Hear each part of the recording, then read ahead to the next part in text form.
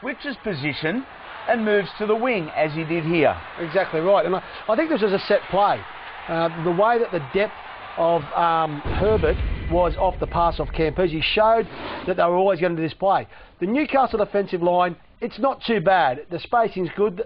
They probably don't have the numbers that they would like past the post, but basically when you have the amount of Raiders players there, they possibly have the right numbers to combat any attacking play, and that's why the Raiders decided to go for the kick. Because of the numbers there, that side of the screen, left of black, very, very thin at this point in time. Yeah, it is. I think the defensive line's fine there.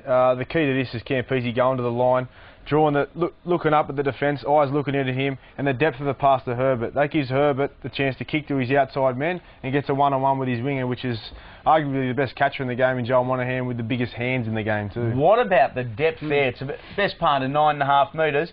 I don't think, Stewie, you'll be able to guide us here.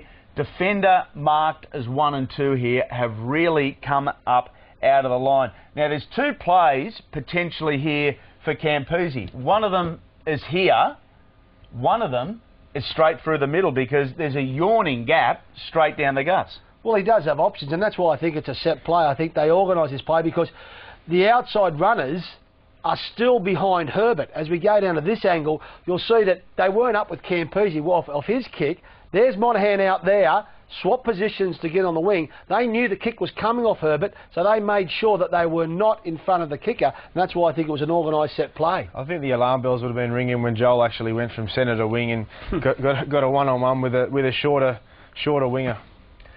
Well, easy to say, yeah, you know, swap over, go from centre to wing. Why go from centre to wing?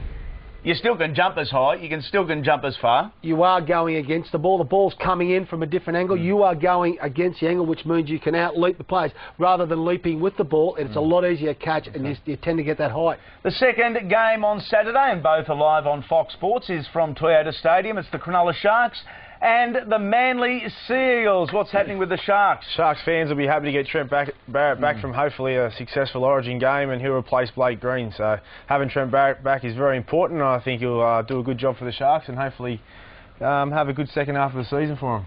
Sharks only scored 20-plus points once so far this year. What about the Eagles? How are they shaping up? Well, they've got all their Origin players back, which is a big boost. They need to pick themselves up defensively after what happened to the Dragons last week, conceding so many points. So all their Origin players back.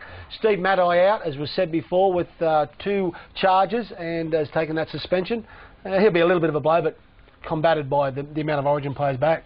Saw you blokes struggle at the start of the year. Manly not as good as they were last year. At this point in time, statistically anyway, does it all start from defence? Because Manly missing 32.8 tackles a game, 13th worst. Yeah, it does. Defence, you can build your attack on the back of defence, and you've got to make sure that